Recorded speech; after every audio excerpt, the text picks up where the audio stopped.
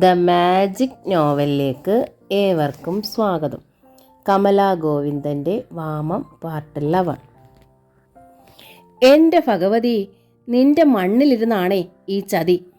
ചോദിച്ചോണേ, അവൾക്ക് അനുഭവിക്കാൻ ഇടയാക്കരുതേ. ഭാരതി നെഞ്ചിൽ കൈവച്ച് പ്രാർത്ഥിച്ചു.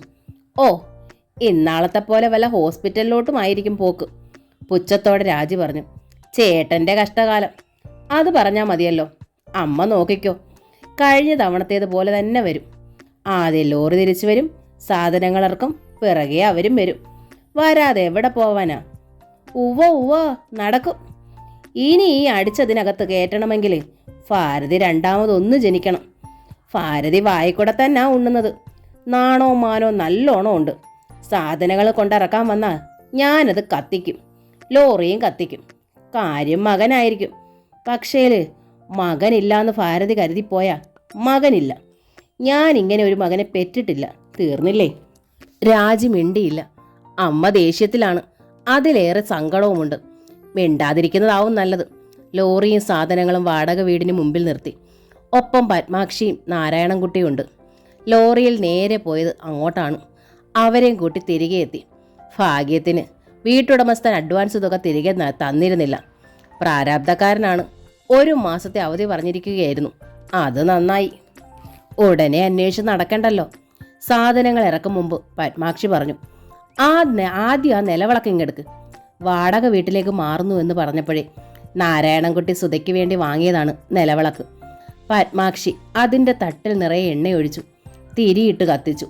പിന്നെ സുധയോട് പറഞ്ഞു, മോളെ, നീ ഈ നിലവിളക്കുമായി ആദ്യം അങ്ങ് കയറ്, എന്നിട്ട് സാധനങ്ങളൊക്കെ കയറ്റാം. സുധ അമ്മയെ നോക്കി മനസ്സിലാകാത്ത ഭാവത്തിൽ. വാടക വീടാന്ന് കരുതണ്ട മോളെ, പത്മാക്ഷി പറഞ്ഞു. നിലവിളക്കം കൊണ്ട് വലത് കാൽ വെച്ച് തന്നെ കയറിക്കോ. നീയാണ് ഇനി മുതൽ ഈ വീട്ടിലെ ഗൃഹനായിക. നിന്റെ ഇഷ്ടത്തിന് നിനക്ക് ജീവിക്കാം. ഇത് നിന്റെ വീടാ. ഈ വീട്ടിലെ ഗൃഹനായിക നീയാണ്. നിന്റെ ഇഷ്ടത്തിന് ജീവിക്കാം. ഇത് നിന്റെ വീടാ. അമൃത് പുരട്ടിയ വാക്കുകൾ. ആത്മാവിൻ്റെ അടിത്തട്ടിൽ എവിടെയോ എന്തോ സ്വപ്നം പോലെ ഒരു പ്രതീക്ഷയായി അടിഞ്ഞു കിടന്നിരുന്ന വാക്കുകൾ. ആ വാക്കുകൾ ഇതാ ഉയർത്തെഴുന്നേറ്റ് തൻ്റെ മുൻപിൽ യാഥാർത്ഥ്യമായി നിൽക്കുന്നു. യാഥാർത്ഥ്യം, സ്വപ്നമല്ല, തികച്ചും യാഥാർത്ഥ്യം. മുഖത്തൊരു തെളിച്ചം പരന്നു. കണ്ണുകളിൽ ഒരു തെളിച്ചം മിന്നി മിന്നി നിന്നു. കത്തിച്ച നിലവിളക്കിൻ്റെ ദീപനാളങ്ങൾ അവളുടെ കണ്ണുകളിലും. ആ മാറ്റം മാത്രം ശ്രദ്ധയോടെ വീക്ഷിച്ചു നിന്നിരുന്ന ജയൻ നെടുവീർപ്പ് ഉയർത്തുകൊണ്ട് ആശ്വാസത്തോടെ നെഞ്ചിൽ കൈവച്ചു. അവൾ എങ്ങനെ ഈ മാറ്റത്തെ ഉൾക്കൊള്ളൂ എന്ന് ഭയന്നാണ് ഓരോ നിമിഷവും കഴിച്ചു കൂട്ടിയത്. അവളുടെ വീട്ടിലേക്ക് തൽക്കാലം മാറുന്നു എന്ന് പറഞ്ഞാണ് വണ്ടിയും കൊണ്ട് വെളുപ്പിനെ എത്തിയത് തന്നെ. അവളുടെ അമ്മയുടെ പരിചരണം ആവശ്യം തന്നെയാണല്ലോ. അവളുടെ വീട്ടിൽ നിന്ന് അമ്മയും അച്ഛനെയും കയറ്റി ലോറി നീങ്ങിയപ്പോൾ മുതൽ ഈ നിമിഷത്തെ ഭയത്തോടെ പ്രതീക്ഷിച്ചിരുന്നതാണ്. പക്ഷേ അമ്മ അവളുടെ മനോഭാവം അറിഞ്ഞിട്ടെന്നതുപോലെ മരുന്ന് ചെയ്യും പോലെ. സുധ നിലവിളക്കം കൊണ്ട് അകത്തേക്ക് കയറി. വലതുകാൽ വെച്ച് തന്നെ. തൊട്ടു പിന്നാലെ ജയനും കയറി. അകത്ത് ചെന്നതും സുധ നിന്നു. ഹൃദയത്തിൽ തെങ്ങി നിറഞ്ഞു കവിയുന്ന എന്തോ ഒന്ന്. പത്മാക്ഷി നിലവിളക്ക് വാങ്ങി. ജയൻ അവളുടെ തോളിൽ കൈവച്ചു. സുധ തിരിഞ്ഞു നോക്കി. അവളുടെ കണ്ണുകൾ തുളുമ്പിയിരുന്നു. ജയേട്ടാ! സുധ വിങ്ങി പൊട്ടിപ്പോയി. അച്ഛനും അമ്മയും നിൽക്കുന്നത് പോലും മറന്ന് ജയന്റെ നെഞ്ചിലേക്ക് വീണു. കാര്യം മനസ്സിലാകാതെ അമ്പരന്ന് താഴെ നിൽക്കുന്ന അനുവിനെ നോക്കി പുഞ്ചിരിക്കാൻ ശ്രമിച്ച് ജയൻ നിന്നു. അവൻ്റെ കരങ്ങൾ സുധയെ തഴുകിയിരുന്നു. സമാശ്വസിപ്പിക്കൽ പോലെ കണ്ണുകൾ നിറഞ്ഞു നിന്നിരുന്നു. അമിതമായ ആനന്ദാശ്രു. ഇത്രയും നാൾ ഈ സൗരഭ്യം നഷ്ടപ്പെടുത്തിയതിൻ്റെ ദുഃഖം. ഇപ്പോൾ എന്തൊരു സമാധാനം നിറഞ്ഞ അന്തരീക്ഷം. ഹൃദയത്തിന് എന്ത് ഭാരക്കുറവ്. എല്ലാം നോക്കാൻ പത്മാക്ഷിയുണ്ട്. സുധയെ ഒരു കൊച്ചുകുട്ടിയെപ്പോലെ ആ അമ്മ പരിചരിക്കുന്നു. ഒരു പരാതിയുമില്ലാതെ എല്ലാ ജോലിയും താനെ ചെയ്യുന്നു. എപ്പോഴും എന്തെങ്കിലും പറഞ്ഞ് ചിരിക്കുകയും ചിരിപ്പിക്കുകയും ചെയ്യുന്ന സ്വഭാവമാണ് അമ്മയ്ക്ക്. സമയാസമയങ്ങളിൽ എല്ലാ വിഭവങ്ങളും കാലമാക്കുന്നു. പരാതിയില്ലാതെ വിളമ്പുന്നു. ജയൻ എല്ലാം ശ്രദ്ധിക്കുകയായിരുന്നു. സ്നേഹപൂർവമായ ക്ഷണിക്കൽ, വിളമ്പുന്ന രീതി, അതിനിടയിലുള്ള നർമ്മ സംഭാഷണം, പൊട്ടിച്ചിരി. ജയന്റെ മുമ്പിൽ ഒരു പുതിയ ലോകം തുറക്കപ്പെടുകയായിരുന്നു. അവൻ സ്വന്തം അമ്മയുമായി താരതമ്യപ്പെടുത്തി. ഒരു വീട്ടിൽ സ്വർഗവും നരകവും ഒക്കെ തീർക്കാൻ ഒരമ്മയ്ക്ക് കഴിയുമെന്ന് അവൻ മനസ്സിലാക്കി. തൻ്റെ അമ്മ ഇങ്ങനായത് എന്തുകൊണ്ടെന്നവൻ സങ്കടത്തോടെ വിശകലനം ചെയ്തു. ഇതുപോലെ ഒരുമിച്ചിരുന്ന് ആഹാരം കഴിക്കാനും സന്തുഷ്ടമായൊരു അന്തരീക്ഷം സൃഷ്ടിക്കാനും തനിക്ക് എന്ത് കൊതിയായിരുന്നു. പക്ഷേ ഒരിക്കലും കഴിഞ്ഞിരുന്നില്ല. ആദ്യം താൻ, പിന്നെ അമ്മയും രാജിയും. സുധ എപ്പോൾ കഴിക്കുന്നു എന്ന് പോലും ആരും അറിഞ്ഞിരുന്നില്ല.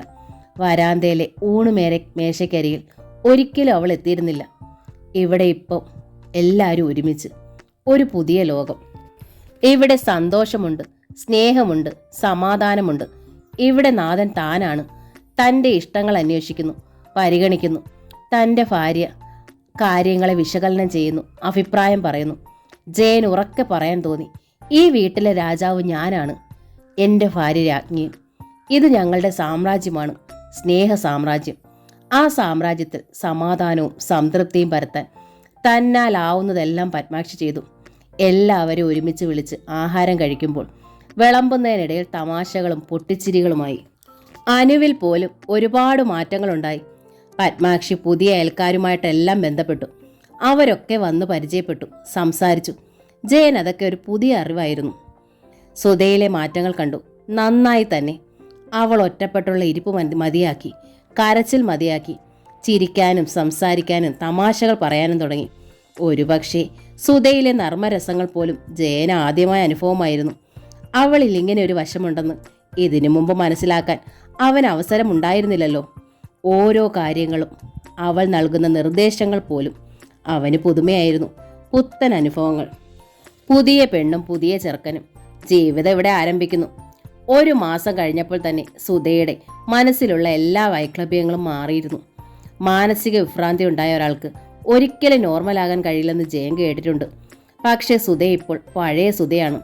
വർഷങ്ങൾക്ക് മുമ്പ് അവൻ്റെ കയ്യിലെത്തിപ്പെട്ട ആ പുതുപ്പെണ്ണ്. അവൻ്റെ മനസ്സ് വല്ലാതെ ആഹ്ലാദം കൊണ്ടു. ഒപ്പം തന്നെ വിങ്ങുകയും ചെയ്തു. അമ്മയോ രാജ്യമോ വിട്ട് താമസിക്കുന്നത് ആദ്യമായിട്ടാണ്. ഒന്നും മിണ്ടാതെയാണ് പോകുന്നതും. ഒരു വഴക്കുകൂടി വയ്യ എന്ന് കരുതി തന്നെ. സുധ അവൻ്റെ സങ്കടം അറിഞ്ഞു. അവൾ പലപ്പോഴും സാന്ത്വനപ്പെടുത്തി. ഒരു ദിവസം പറഞ്ഞു, എൻ്റെ ക്ഷീണമൊക്കെ പോയി, നമുക്ക് വീട്ടിലൊന്ന് പോയാലോ? വേണ്ട, എന്തായാലും ഉടനെ വേണ്ട. ആലോചനയോടെ ജയൻ പറഞ്ഞു. മക്കൾക്ക് വേണ്ടി ഒഴിഞ്ഞു വെച്ചൊരു ജീവിതമാണ് അമ്മയുടേത്.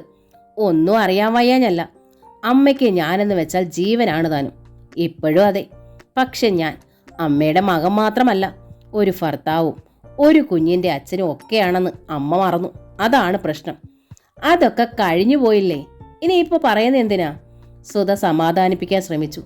കാരണം ജയന്റെ കണ്ണുകൾ അത് പറയുമ്പോൾ ചുവന്ന് കലങ്ങിയിരുന്നു. അസഹ്യമായ നൊമ്പരം ആ നെഞ്ചിൽ കെട്ടിക്കിടന്ന് വിതുമ്പുന്നു എന്നും അവൾക്കറിയാം. അവൾ പറഞ്ഞു, മറക്കാം, നമുക്കതൊക്കെ മറക്കാം. ഏതൊക്കെ മറക്കാം? സുധേ, നീ പറയൂ, ഞാൻ ഏതൊക്കെ മറക്കണം? നിന്നെ മണ്ണെണ്ണ ഒഴിച്ച് കത്തിക്കാൻ ഒരുങ്ങിയത് മറക്കാൻ പറ്റുമോ? 7 മാസം പ്രായമായ എൻ്റെ കുഞ്ഞിനെ വേസ്റ്റ് പിറ്റിലേക്ക് എറിയേണ്ടി വന്നത് മറക്കാൻ പറ്റുമോ സുധേ? വഴക്കും പോരും പിടിച്ച് എന്നെ വെറും അന്യനായി കണ്ട് ആ വീട്ടിൽ 2 കല അടുപ്പത്ത് വെച്ചത് മറക്കാൻ പറ്റുമോ? നീ പറയൂ, ഇതിലേതാണ് ഞാൻ മറക്കേണ്ടത്? സുധയ്ക്ക് മിണ്ടാട്ടം മുട്ടി. സ്വന്തം അമ്മയാണ്, എന്നാലും ചെയ്യുന്നതിൻ്റെ പരിധി എല്ലാ തരത്തിലും കവിയിട്ടായാലോ? എങ്കിലും അവൾ പറഞ്ഞത് ഇങ്ങനെയാണ്. ഏതു മറക്കണോ എന്നല്ല, എല്ലാം മറന്നേ തീരൂ.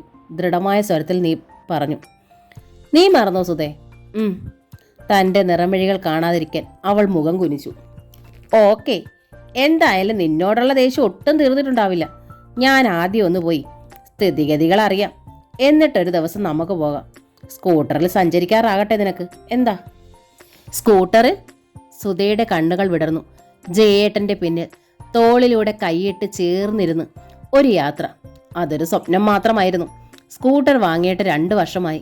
ഒരിക്കൽ പോലും അതിന് പിന്നിലിരിക്കാൻ സുധയ്ക്ക് കഴിഞ്ഞിട്ടില്ല. സുധ എങ്ങും പോകാറുമില്ലല്ലോ. ഭാരതി ക്ഷേത്രത്തിൽ പോകുന്നത് ജയന്റെ സ്കൂട്ടറിന് പിന്നിലിരുന്നാണ്. എനിക്ക് എൻ്റെ ചെറുക്ക നടക്കാൻ മേല, അവർ പറയും. തന്നെയുമല്ലടാ, എൻ്റെ മോൻ്റെ സ്കൂട്ടറിൽ ഞാനിരിക്കുന്നത് എല്ലാവരും ഒന്ന് കാണട്ടടാ. രാജിക്കും സ്കൂട്ടറിൽ കയറാം. അവളുടെ ഓരോരോ ആങ്ങളയല്ലയോ അവൻ. അവൾക്കതിൽ കയറിപ്പോകാൻ അവകാശമുണ്ട്. അവകാശവും അധികാരവും ഒന്നുമില്ലാത്തത് സുധയ്ക്ക്. സുധയ്ക്ക് മാത്രം അടുക്കള കോണിൽ പുകയേറ്റ് കഴിയേണ്ടവൾ. അവൾ എങ്ങോട്ടും പോകുന്നത് ഭാരതിക്ക് ഇഷ്ടമായിരുന്നില്ല. ഓ, സ്കൂട്ടറിന്റെ പിന്നിൽ കയറ്റിവെക്കാൻ പറ്റിയ കോലമല്ലേ എന്നൊരിക്കൽ സുഭദ്ര ചേച്ചിയോട് പറയുന്നത് കേട്ടിട്ടുണ്ട്. സുധേ, നീ എന്താ ഒന്നും മിണ്ടാത്തത്? ജയൻ അവളുടെ മുഖം പിടിച്ചു തിരിച്ചു. സ്കൂട്ടറിൽ പോകുന്ന കാര്യം പറഞ്ഞതുകൊണ്ടാണോ? അവൾ ഈറൻ കണ്ണുകൾ ഉയർത്തി നോക്കി. ഈ കണ്ണീർ കളയൂ സുധേ, എനിക്കിത് കാണണ്ട. അവൻ ചുണ്ടിയെടുത്തു. ഇനിയും കണ്ണീരോ? അവൾ മുഖം തുടച്ചു. ഉത്സാഹം വീണ്ടെടുത്തു. പോകാം, സ്കൂട്ടറിൽ തന്നെ. എന്താ? അവൾ പറഞ്ഞു. ജയൻ പുഞ്ചിരിച്ചു. പിന്നെ ഒരു കാര്യം പറയാനുണ്ട്. 1000 കാര്യം പറയും. അവൻ ഉത്സാഹവാനായി. ആദ്യത്തെ കാര്യം പറഞ്ഞിട്ട് പിന്നെ 1000. എന്താ? അവൾ പതിയെ പറഞ്ഞു. രാജിയെ വിവാഹം ചെയ്തു വിടണം. എത്രയും വേഗം കഴിയുന്നോ അത്രയും നല്ലത്. എന്താ? മൂളലിനൊരു ശക്തിയില്ലല്ലോ. പണത്തിൻ്റെ കാര്യമാ. പണം ഉണ്ടാക്കണം, സുധ പറഞ്ഞു ദൃഢമായി. എങ്ങനെ ഉണ്ടാക്കണം? ഇതാവശ്യമാണ്. പണം ഉണ്ടാക്കാം. ജയന്റെ സ്വരം താഴ്ന്നു വീണ്ടും. ജയേട്ടന് PF ഇല്ലേ? അതിൽ നിന്ന് കുറച്ചെടുക്കാമല്ലോ. പിന്നെ സുധേ, നീ ഒന്നും പറയരുത്. ജയന്റെ സ്വരത്തിൽ ദീനത. ആദ്യമായി സുധയുടെ മുമ്പിൽ അവൻ പരിങ്ങി. പറയൂ, എന്താ ജയേട്ടാ? PF-ൽ കാര്യമായിട്ട് ഇനി ബാക്കിയൊന്നും ഉണ്ടാവില്ല. അവൾ അമ്പരന്നു പോയി. ഞാനത് പലപ്പോഴായി എടുത്തു സുധേ. സുധ അനങ്ങിയില്ല. ഷാപ്പിലും ബാറിലും ബാക്കി വരുന്ന കടം വീട്ടാൻ, പിന്നെ കുറേയൊക്കെ ഹോസ്പിറ്റലിലും. ജയന്റെ വാക്കുകൾ പതറി. സുധ സ്തംഭിച്ചുപോയി. വേണോന്ന് വെച്ചിട്ട് കുടിച്ചതല്ല സുധ. ഞാൻ കുടിയനായിരുന്നില്ലല്ലോ. നിനക്കറിയാലോ. രാത്രിയാകാതെ വീട്ടിൽ വന്ന അമ്മ വഴക്ക്. ഞായറാഴ്ച പോലും വീട്ടിലിരിക്കുന്നതിന് വഴക്ക്. നിന്റെ അടുത്ത് നിന്ന് അമ്മ എന്നെ അകറ്റുമായിരുന്നു. അറിഞ്ഞുകൊണ്ടായിരുന്നു ഞാനും ഒഴിഞ്ഞു മാറിയത്, വഴക്കുണ്ടാകാതിരിക്കാൻ. എത്ര സമയമാണ് വെളിയിൽ അലഞ്ഞു നടക്കുക? പലരുമായും കൂട്ടുണ്ടായി. അങ്ങനെ കൂടി ശീലിച്ചു. സമയം കളഞ്ഞു. ഒടുവിൽ കുടിച്ചു മരിക്കാൻ ആഗ്രഹിച്ചു. എനിക്കാരുമില്ലെന്ന് തോന്നി. പലപ്പോഴും ശമ്പളം തികഞ്ഞില്ല. കടം വാങ്ങി. ഒടുവിൽ കടം വലിയൊരു സംഖ്യയായി. സമാധാനം ഉണ്ടാക്കാൻ ശ്രമിച്ചു. വഴക്കില്ലാണ്ടാക്കാൻ ശ്രമിച്ചു. അതിനുള്ള മരുന്ന് മദ്യം. എന്നിട്ട് സമാധാനം കിട്ടിയോ? വഴക്കുണ്ടാക്കാതിരുന്നോ? ഇപ്പോൾ കടം മിച്ചവും. സുധ പറഞ്ഞുപോയി സങ്കടത്തോടെ. ജയേട്ടാ, അമ്മ വേണം, ഒപ്പം ഭാര്യയും വേണം എന്ന് എന്തേ ജയേട്ടൻ കരുതിയില്ല? അമ്മയെ സ്നേഹിക്കാൻ ഭാര്യയെ അവഗണിച്ചു. ഇപ്പോൾ ഭാര്യയെ സ്നേഹിക്കാൻ അമ്മയെ. സുധേ, ജയൻ ഉറക്കെ വിളിച്ചു. കുറ്റപ്പെടുത്തിയതല്ല ജയേട്ടാ, സുധ പതിയെ പറഞ്ഞു. എൻ്റെ അമ്മയും അച്ഛനും ഞാൻ ഓർക്കുന്നു. അച്ഛൻ്റെ അമ്മയും കൂടെ ഉണ്ടായിരുന്നു. എനിക്ക് നല്ല ഓർമ്മയുണ്ട്. അച്ഛമ്മ മരിക്കുമ്പോൾ എനിക്ക് 10-15 വയസ്സുണ്ട്. അച്ഛമ്മയും അമ്മയും തൃപ്തിപ്പെടുത്താൻ എൻ്റെ അച്ഛന് കഴിഞ്ഞിരുന്നു മരിക്കും വരെ. അച്ഛമ്മയ്ക്ക് അതുകൊണ്ട് പ്രത്യേകിച്ച് കാര്യമായ പരാതിയൊന്നും ഉണ്ടായിരുന്നില്ല. ജയേട്ടൻ പരാജയപ്പെട്ടത് അവിടെയല്ലേ? ജയൻ മിണ്ടിയില്ല, മുഖം കുനിച്ചിരുന്നു. അമ്മ നമ്മളെ ഇരുവരെ അകറ്റി നിർത്താൻ ശ്രമിച്ച ആദ്യ നിമിഷത്തിൽ തന്നെ ജയേട്ടൻ കടിഞ്ഞാടിണമായിരുന്നു. അമ്മ അന്ന് ജയേട്ടൻ വല്ലാതെ ഭയന്നു. ഞാൻ ഓർക്കുന്നു, ഒന്ന് മിണ്ടാൻ അടുത്തെത്തുമ്പോൾ പോലും ജയേട്ടൻ ഭയന്നു. രാത്രിയിൽ ഉറക്കറയിൽ പോലും ഭയന്നു. ജയനും മിണ്ടാട്ടമില്ല. ജയേട്ടാ, സുധ പതിയെ വിളിച്ചു. അവൻ്റെ മുടിയിഴകളിൽ വിരലോടിച്ചു. ഞാൻ കുറ്റം പറഞ്ഞതല്ല. ഇപ്പോൾ ജയേട്ടൻ്റെ ഭയം പോയിരിക്കുന്നു. തൻ്റെ ഇടം വന്നിരിക്കുന്നു. ഇനി ചെയ്യേണ്ടത് അമ്മയുടെ മനസ്സുകൂടി പിടിച്ചെടുക്കുകയാണ്. ജയൻ മുഖമുയർത്തി. ഏതു വിധേനയെങ്കിലും അത് സാധിക്കണം. അവിടെയാണ് ജയേട്ടൻ്റെ മിടുക്ക്. എന്നിട്ട് സമാധാനമായി അമ്മയുമൊത്ത് നമുക്ക് ജീവിക്കണം. പഴി പറയുന്ന നാട്ടുകാരുടെ മുമ്പിൽ തന്നെ. എന്താ? ജയന്റെ മനസ്സ് കുളിർത്തു. കണ്ണുകൾ തിളങ്ങി. അവൻ പുഞ്ചിരിച്ചു. ശരിയാണ്, എനിക്ക് ഒരുപാട് പിഴവുകൾ പറ്റിയിട്ടുണ്ട് സുധേ. വിവരക്കേടോ കഴിവുകേടോ, അവൻ പറഞ്ഞു. ഇനി അത് പാടില്ല. അമ്മയെ ഉപേക്ഷിക്കാനോ തള്ളിപ്പറയാനോ വയ്യ. ആദ്യമായി ജയേട്ടൻ വീട്ടിൽ പോകണം. അറിയാമല്ലോ സ്വഭാവം. അമ്മ ആദ്യമൊക്കെ ഒന്ന് ചീറും, പിന്നെ ശാന്തമാകും. എത്രയായാലും ജയേട്ടൻ്റെ അമ്മയല്ലേ. ഒടുവിൽ അമ്മ തന്നെ പറയും ഒരുമിച്ച് കഴിയാമെന്ന്. എനിക്ക് തീർച്ചയുണ്ട്. ജയനും തോന്നി അത് ശരിയാണെന്ന്. ഇനി ചെയ്യേണ്ടത്, ഈ മാസം അരി സാമാനം ഒന്നും ജയേട്ടൻ അവിടെ വാങ്ങിയിട്ടില്ല. ഉവ്വോ? സുധ ചോദിച്ചു. ഇല്ല. ജയൻ കുറ്റസമ്മതം നടത്തി. കണ്ടോ, അത് മറക്കാൻ പാടുണ്ടോ? അവർ പിന്നെ എങ്ങനെ കഴിയുമെന്നാ? നാളെ തന്നെ വേണ്ടത് വാങ്ങിക്കണം. ഞാൻ ലിസ്റ്റ് തരാം. ആയിക്കോട്ടെ സുധേ, ഞാൻ അത്രയ്ക്ക് ആലോചിച്ചില്ല. ഞാനും ഇത് പറയാൻ വൈകി. സാരമില്ല, മനഃപൂർവ്വമല്ലല്ലോ, ദൈവം പൊറുക്കും. ജയൻ പിറ്റേന്ന് തന്നെ സാധന സാമഗ്രികൾ വാങ്ങി. ഒരു ഓട്ടോറിക്ഷ പിടിച്ചു. ഓട്ടോ വീടിൻ്റെ മുറ്റത്ത് നിർത്തി. വരാന്തയിലേക്ക് ജയൻ ഓരോ സാധനങ്ങൾ കെട്ടുകൾ പെറുക്കി വെക്കുമ്പോഴാണ് രാജി കണ്ടത്. അമ്മേ, ദേ ചേട്ടൻ വന്നു. അടുക്കളയിലായിരുന്നു ഭാരതി, സുധയുടെ സ്ഥാനത്ത്. അടുക്കളയിൽ കയറാതെ ഭാരതിക്ക് രക്ഷയില്ല. രാജിക്ക് പണ്ടേ അടുക്കള അലർജിയാണ്. ഭാരതി ഓടി വന്ന് നോക്കി. മകൻ ഓട്ടോറിക്ഷയിൽ നിന്ന് കെട്ടുകൾ വരാന്തയിലേക്ക് ഇറക്കുന്നു. നെഞ്ചിലൊരു ഉരുൾപൊട്ടൽ. ഒറ്റ നിമിഷമേ അതുണ്ടായിരുന്നുള്ളൂ.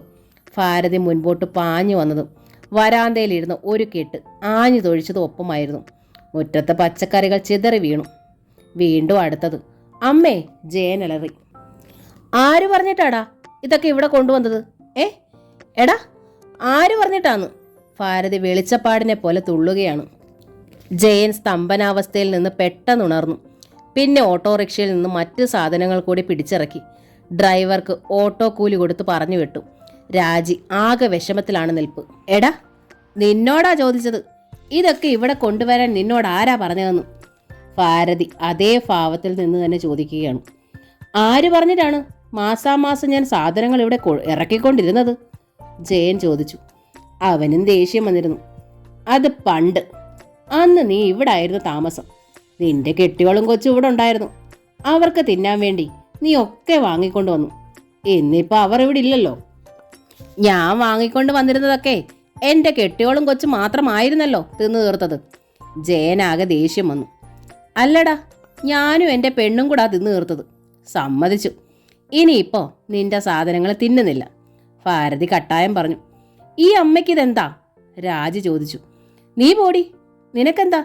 പട്ടിണി കിടക്കാൻ ബുദ്ധിമുട്ടുണ്ടോ? ഉണ്ടെങ്കിൽ എടുത്തോണ്ട് പോയി പുഴുങ്ങി തിന്നടി. ഓ, അവൾക്ക് ആങ്ങളയോട് സ്നേഹം ഒലിച്ചിറങ്ങുമല്ലേ. അതാടി അവൻ നിന്നെ തോളയിൽ വെച്ചോണ്ടല്ലേ നടക്കുന്നത്.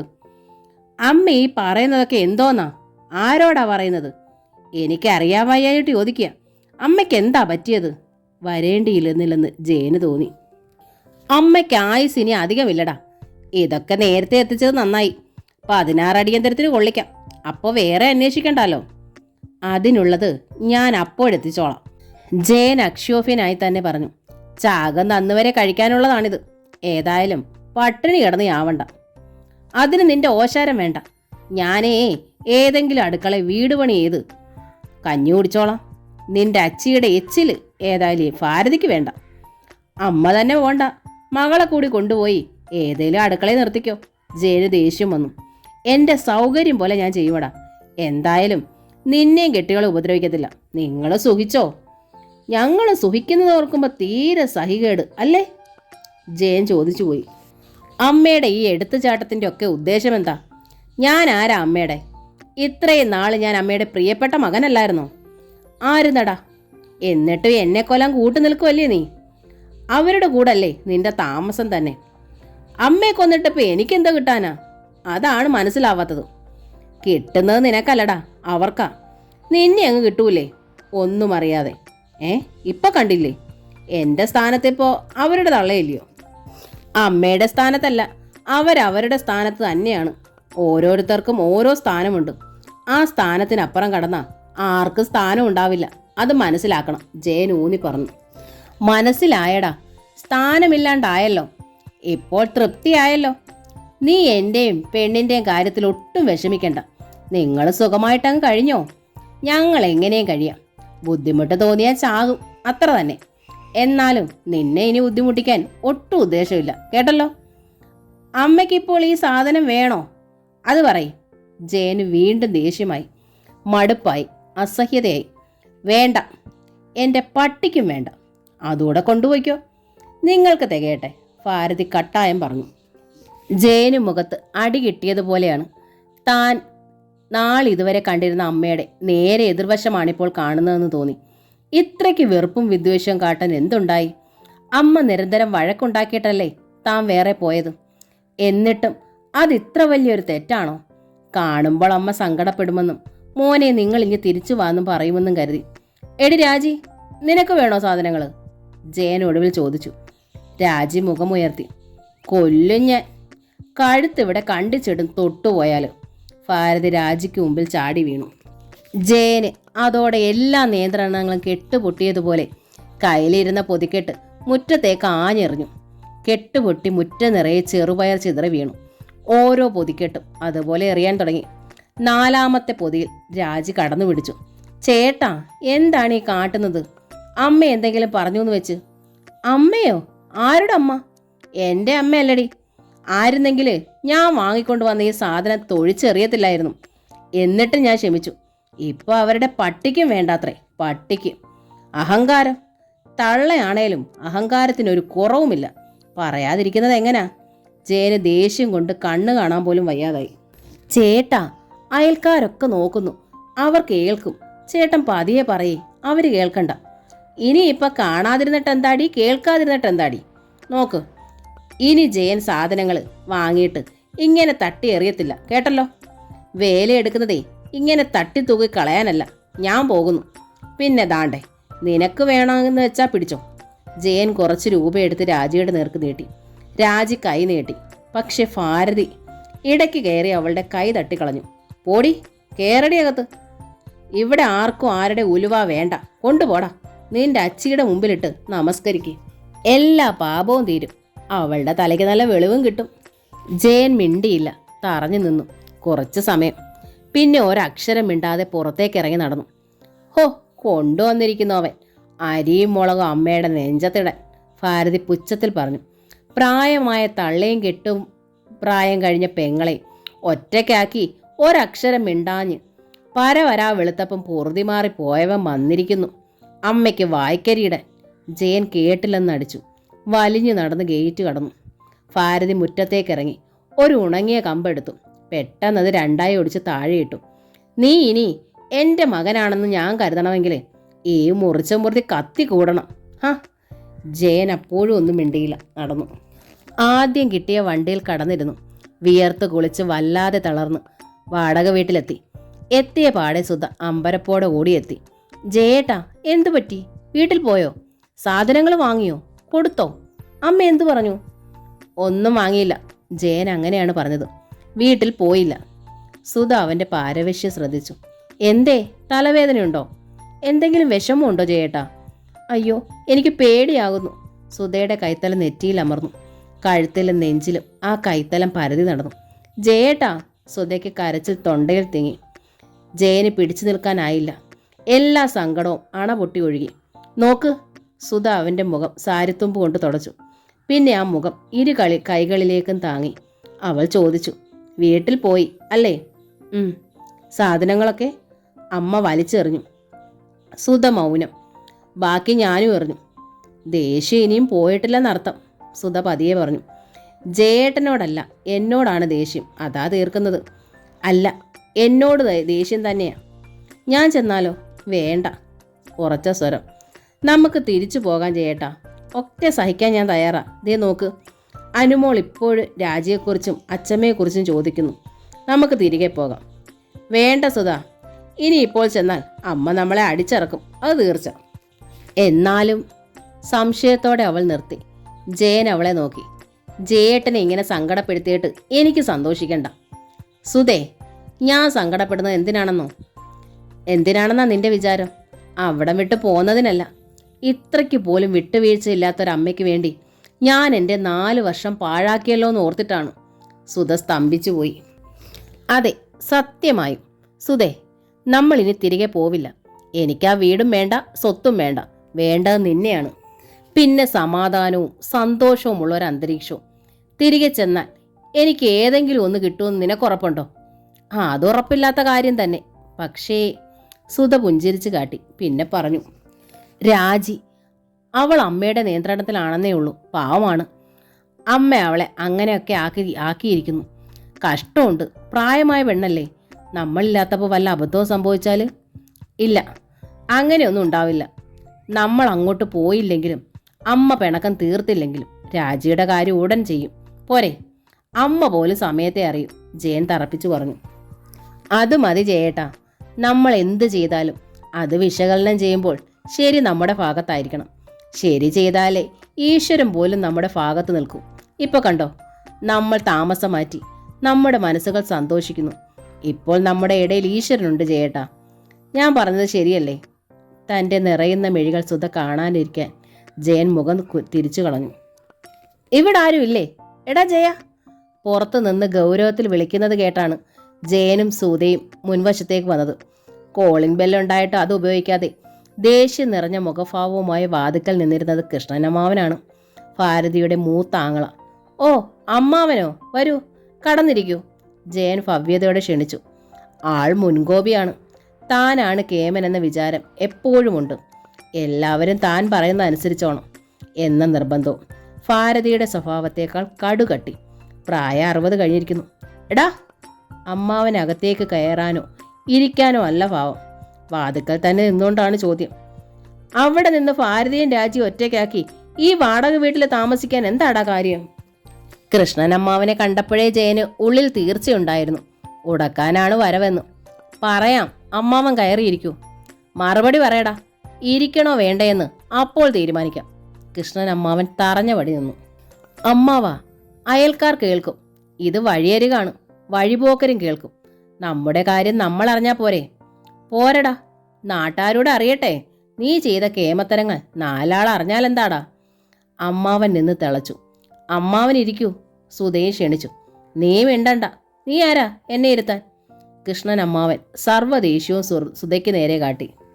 അമ്മാവൻ വീട്ടിൽ വന്നപ്പോൾ അറിഞ്ഞതോ അതോ അമ്മ അവിടെ വന്ന് അറിയിച്ച് പറഞ്ഞു വിട്ടതോ? ജയൻ ചോദിച്ചു. എങ്ങനെ ആയാൽ എന്താടാ? കൃഷ്ണൻ അമ്മാവൻ ഇടഞ്ഞു തന്നെ നിന്നു. അത്രയും വലിയ വീട് ഉപേക്ഷിച്ച് ഈ കിളിക്കൂട്ടിൽ വാടകയ്ക്ക് വന്ന് താമസിക്കാൻ നിനക്കെന്താടാ, ഭ്രാന്തോ? അത്രയും വലിയ വീട്ടിൽ താമസിച്ചാൽ ഭ്രാന്ത് പിടിക്കുമായിരുന്നു. അതുകൊണ്ടാണ് ഈ കിളിക്കൂട്ടിൽ വന്നത്. ഈ കിളിക്കൂട് എനിക്ക് സ്വർണ്ണ കൊട്ടാരമാണ്, പോരെ? എന്താടാ ഇത്രയ്ക്ക് അവിടെ പ്രശ്നം? അവിടെ ഒരു പ്രശ്നവും ഒരിക്കലും ഞാൻ കണ്ടിട്ടില്ലല്ലോ. അമ്മാവൻ കാണാതിരുന്നതല്ല, അമ്മാവനെ കാട്ടിത്തരാതിരുന്നതാ. എല്ലാം ഉള്ളിലൊതുക്കി ഞാൻ സഹിച്ചു. അളമുട്ടിയാല് ചേരയും തിരിഞ്ഞു കടിക്കൂലേ? അതിനാണോടാ കൂടോത്രം വെച്ചതും? അമ്മാവനും അതങ്ങ് വിശ്വസിച്ചോ? ജയന് സങ്കടം വന്നു. പിന്നെ ഇത്ര പെട്ടെന്ന് നിന്റെ തല തിരിഞ്ഞത് എങ്ങനാടാ? സ്വയബോധമുണ്ടാകുന്നതിനാണോ തലതിരിവ്? ജയന് ദേഷ്യം വന്നു. നീ എന്നോട് തർക്കുത്തരം പറയണ്ട, എനിക്കത് ഇഷ്ടമല്ല. ഞാൻ പിന്നെ എന്തു വേണം? വന്നതൊക്കെ വന്നു, സാരമില്ല, പോട്ടെ. ഇപ്പോൾ തന്നെ ഇവിടുന്ന് താമസം നിർത്തി എൻ്റെ കൂടെ വരണം. വന്നേ പറ്റൂ. നിങ്ങളെ അവിടെ കൊണ്ടാക്കിയിട്ട് വേണം എനിക്ക് പോകാൻ. കർശന സ്വരമാണ്, ആജ്ഞ തന്നെ. ജയൻ തെല്ലിട ആലോചിച്ചു. സുധയെ ഒന്ന് നോക്കി. അവളുടെ കണ്ണുകളിൽ ഭീതി നിറഞ്ഞിരിക്കുന്നു, മുഖത്ത് ദീനത പടർന്നിരിക്കുന്നു. ഇവിടെ ഈ സ്വർഗം വിട്ടിറങ്ങാൻ പഴയ സ്ഥലത്തേക്ക്, അമ്മയുടെ അടിമപ്പണിക്ക്, അമ്മയിടുന്ന ചങ്ങലയിൽ വലിഞ്ഞ് അമ്മ തീർക്കുന്ന തടവറയിൽ വീർപ്പ് മുട്ടിപ്പിടയാൻ ഇല്ല. ഒരിക്കലും ഇനി ആ ജീവിതം വേണ്ട. എന്നും ആ വീട്ടിൽ യുദ്ധം നടക്കും. എന്നും അത് ഒഴിവാക്കിയേ തീരൂ. ജയൻ അവളുടെ ഉള്ളു വായിച്ചറിഞ്ഞു കഴിഞ്ഞിരുന്നു. അവൾക്ക് സമ്മതമാണെങ്കിൽ പോലും ഉടനെ ഒരു തിരിച്ചുപോക്കിന് ജയൻ ഒരിക്കലും തയ്യാറല്ല തന്നെ. എന്താടാ മിഴിച്ചു നിൽക്കുന്നേ? ഒക്കെ പെട്ടെന്ന് പെറുക്കെ കൂട്ടി ഇറങ്ങാൻ. വീണ്ടും ആജ്ഞ. എങ്ങോട്ടിറങ്ങണമെന്നാണ് അമ്മാവൻ പറയുന്നത്? ജയൻ ചോദിച്ചു അസഹ്യതയോടെ. നിന്റെ വീട്ടിലേക്ക്. കൃഷ്ണമ്മാവന് കുസലില്ല. ഇതാണ് എൻ്റെ വീട്, ജയൻ പറഞ്ഞു. അപ്പോൾ അതോ? അതിൻ്റെ ഉടമസ്ഥർ ഇപ്പോൾ അവിടെയുണ്ട്. അധിക പ്രസംഗി, നീ എന്താടാ പറഞ്ഞത്? അവിടെ താമസിക്കുന്നവർ നിന്റെ ആരാടാ? എനിക്ക് നന്നായിട്ടറിയാം അവർ ആരാണെന്ന്. പക്ഷേ ഞാൻ ആരാണെന്ന് അവർക്കറിയില്ല. അത് അമ്മാവൻ അവരെ ഒന്ന് പറഞ്ഞു മനസ്സിലാക്ക്, ജയൻ പറഞ്ഞു. ഞാൻ അവിടെ നിന്ന് ഇറങ്ങിയപ്പോൾ അമ്മാവൻ ചോദിക്കാൻ വന്നിരിക്കുന്നു. അമ്മാവൻ ആ വീട്ടിൽ ഇതിനു മുമ്പ് എത്രയോ തവണ വന്നിരിക്കുന്നു. അമ്മാവൻ്റെ മുമ്പിൽ വെച്ച് തന്നെ സുധയെ അമ്മ എത്ര പ്രാവശ്യം ചീത്ത വിളിച്ചിട്ടുണ്ട്. കുറ്റപ്പെടുത്തലും ശകാരവും നടത്തിയിട്ടുണ്ട്. ഒരിക്കലെങ്കിലും അമ്മാവൻ ശാസിച്ചിട്ടുണ്ടോ? അരുതെന്ന് വിലക്കിയിട്ടുണ്ടോ? അവൾ എന്തോ പറഞ്ഞു. വല്ലോം ചെയ്യുമ്പം വല്ലോ ഒന്ന് പറഞ്ഞു നിരിക്കും. അതെല്ലാ തള്ളമാരും പറയുന്നതല്ലയോടാ. കെട്ടികളൊന്ന് ശാസിക്കാൻ നിന്റെ തള്ളയ്ക്ക് അധികാരമില്ലെന്ന് വന്നാലോ? അധികാരവും അവകാശവും ഒക്കെയുണ്ട് ഒരു പരിധി വരെ. പരിധിക്കപ്പുറം ആരും കടക്കരുത്. അവളെന്തോ മഹാഭാവം ചെയ്ത മട്ടാണല്ലോടാ നിനക്ക്. കൃഷ്ണമ്മാവൻ കലി കൊണ്ടു. എടാ, അവളുടെ കെട്ടിയോ മരിക്കുമ്പോൾ അവൾക്ക് 30 പോലും തികഞ്ഞിട്ടില്ലായിരുന്നടാ. വീണ്ടും ഒരു കല്യാണത്തിന് അവളെ എല്ലാവരും നിർബന്ധിച്ചതാ.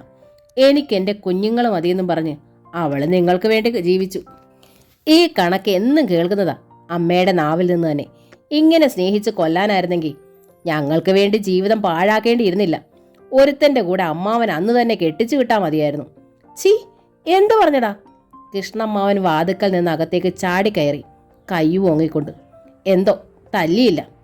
ജയന്റെ അക്ഷോഭ്യമായ ഭാവം കണ്ടിട്ടായിരിക്കും. തള്ള നിനക്ക് അത്രയ്ക്കേ ഉള്ളൂ അല്ലയോടാ? അമ്മാവൻ എന്തറിഞ്ഞിട്ടാ ഈ ബഹളം വയ്ക്കുന്നേ? എടാ, ആ വീടും വീട്ടിലുള്ളവരും ആരെ ഏൽപ്പിച്ചിട്ടാ നീ കെട്ടിയോളെയും കൊണ്ട് പോകുന്നത്? ആരെയാണ് ഏൽപ്പിക്കേണ്ടത്? ഞാനാണ് ആ വീട്ടിലെ ഗൃഹനാഥൻ. കുറച്ചു കാലം മാറി നിൽക്കണമെന്ന് തോന്നി, മാറി നിന്നു, അത്ര തന്നെ. നീ ഇപ്പോൾ വരുന്നില്ലേ? ഇപ്പോഴില്ല. പിന്നെന്നാടാ? സമയമാകട്ടെ. കൃഷ്ണമ്മാവന് ജയനോടുള്ള ദേഷ്യം കൊടുമ്പിരി കൊണ്ടിരിക്കുമ്പോഴാണ് പത്മാക്ഷി ചായയുമായി എത്തി നീട്ടിയത്. ഒറ്റത്തട്ട് ചൂട് ചായ എല്ലാവരുടെയും ദേഹത്ത് തെറിച്ച് വീണു. ചായ കുടിപ്പിക്കാൻ വന്നേക്കുന്നു. ഓ, മകളെയും മരുമകനെ എടുത്തങ്ങ് തോളയിൽ വെച്ചിരിക്കുക അല്ലയോ തള്ളേ. ദേ, വേഷം അങ്ങ് മനസ്സിലിരിക്കട്ടെ. വച്ച കൂടോത്രം വെച്ചവരെ കൊണ്ടെടുപ്പിക്കാൻ കൃഷ്ണനറിയാം. ആ, എൻ്റെ പെങ്ങൾ അനുഭവിക്കാനുള്ളതാ. അവൾ അവിടെ നെഞ്ചത്തലച്ച് കരയുന്നു. ഒരേ ഒരു ചെറുക്കനേ ഉള്ളൂ വായിക്കരിയിടാൻ. അവനെ വഹിക്കാമെന്ന് കരുതി അല്ലയോ. ദേ മനുഷ്യ, ഭ്രാന്ത് പറയാതെ. കൂടോത്രം കുരുതിയൊന്നും ഞങ്ങളുടെ കുടുംബത്തെ ചെയ്യത്തില്ല. പത്മാക്ഷിക്ക് ദേഷ്യവും സങ്കടവും ഒരുമിച്ചുണ്ടായി. ആ സ്ത്രീ കൈയും ചൂണ്ടി അടുത്തു. ഞങ്ങളെ വേലയെടുത്ത് കഞ്ഞി കുടിക്കുന്നവരാ. കൂടോത്രം വെച്ച് ഒരുത്തനെ എടുത്തിട്ട് കഞ്ഞി കുടിക്കേണ്ടെന്ന് ആവശ്യം ഒന്നുമില്ല കേട്ടോ. ഇത് ഞാൻ നാണമുണ്ടോ ഈ വയസ്സുകാലത്ത് കൂടോത്രക്കാര്യം പറഞ്ഞു വരാനാ? ആ പെമ്പറുന്നേര് എൻ്റെ പെണ്ണിൻ്റെ കെട്ടിയവൻ്റെ അമ്മയാ. അവരെ കൊന്നിട്ടെന്താ ആ സ്വത്തിങ് എനിക്ക് എടുക്കാനോ? സ്വത്ത് എന്തിനാ തള്ളേ? ചെറുക്കനെ നിങ്ങളങ്ങ് വഹിച്ചില്ലേ? കൃഷ്ണമ്മാവനും വെട്ടില്ല. ദേ, എൻ്റെ വായിന്നൊന്നും കേൾക്കല്ലേ കേട്ടോ. എൻ്റെ പെണ്ണിനെ ആ അടുപ്പ് മൂട്ടിലിട്ട് പുകച്ച് കത്തിച്ച് തൊണ്ടാക്കിയതാ ആ തള്ള. മണ്ണെണ്ണ ഒഴിച്ച് കത്തിക്കാൻ നോക്കി. കൂടോത്രക്കാര്യം പറഞ്ഞ എൻ്റെ പെണ്ണിൻ്റെ ഇടിച്ച് കൊല്ലാൻ നോക്കി. ഇത് വല്ലതും ഇങ്ങേർക്കറിയാവോ? പെങ്ങളല്ലയോ? ചോദിച്ചു നോക്കിക്കോ. ചാകാറായി എത്ര തവണ ആശുപത്രിയിലോട്ട് തള്ളി. ചെറുക്കം വന്ന് പറഞ്ഞിട്ട് ഞാൻ വന്നു പെണ്ണിനെ എല്ലും തോലും വെപ്പിച്ചെടുക്കാൻ. ഞാൻ പാടുപെടുക. ആ തള്ളയും രണ്ടെണ്ണത്തിനെ പെറ്റതാണല്ലോ. ആശുപത്രി വരെ ഒന്ന് വന്നു പോയാൽ എന്തായിരുന്നു? തല പോവുമായിരുന്നോ? പറയാൻ മനസ്സിൽ കെട്ടിക്കിടന്നതെല്ലാം ഒറ്റ മൂച്ചിന് പുറത്തു വിടുകയാണ് പത്മാക്ഷി. വയറ്റിൽ ഒരു ആൺകുഞ്ഞ് ഉരുത്തതാ. എന്തിയേ? ചത്ത ഓന്തുകുഞ്ഞിനെ പോലിനെ വയറു കീറി എടുത്തത്. പെങ്ങളുടെ ഗുണവധികാരം കൊണ്ട് എൻ്റെ പെണ്ണിന് ഈ വീട്ടിലെ പണി ചെയ്യാറാവുമ്പോൾ ഞാൻ അങ്ങ് പോകും. എൻ്റെ കെട്ടിയോൻ ഇപ്പോഴും വേലയെടുക്കുന്നവനാ. ഒരു നേരത്തെ കഞ്ഞിക്ക് വക എൻ്റെ വീട്ടിലുണ്ട്. ദേ, മേലാല് എന്നെക്കുറിച്ച് വേണ്ടാതിനം പറഞ്ഞുകൊണ്ട് പോന്നാലുണ്ടല്ലോ, ഇത് ഞാൻ ജയൻ്റെ അമ്മാവനായി പോയി. അതുകൊണ്ട് കൂടുതലൊന്നും ഞാനിപ്പോൾ പറയുന്നില്ല. പത്മാക്ഷി ചീറി അകത്തേക്ക് പോയി. കൃഷ്ണമ്മാവന് മുഖമടച്ചടി കിട്ടിയ മട്ട്. ജയനെയും സുധയും മാറി മാറി നോക്കി പല്ല് കടിച്ചു. പിന്നെ ഒരക്ഷരം മിണ്ടാതെ തിരിച്ചിറങ്ങി കൊടുങ്കാറ്റ് പോലെ പാഞ്ഞുപോയി. വാമം എന്ന നോവലിൻ്റെ ഈ ഭാഗം ഇവിടെ പൂർണ്ണമാവുകയാണ്. അടുത്ത ഭാഗം ഉടൻ തന്നെ അപ്ലോഡ് ചെയ്യുന്നതായിരിക്കും. ഈ നോവൽ നിങ്ങൾക്ക് ഇഷ്ടമായെങ്കിൽ ലൈക്ക് ചെയ്ത് ഷെയർ ചെയ്ത് സബ്സ്ക്രൈബ് ചെയ്ത് ഹൈപ്പും കൂടി ചെയ്യണേ. Thank you.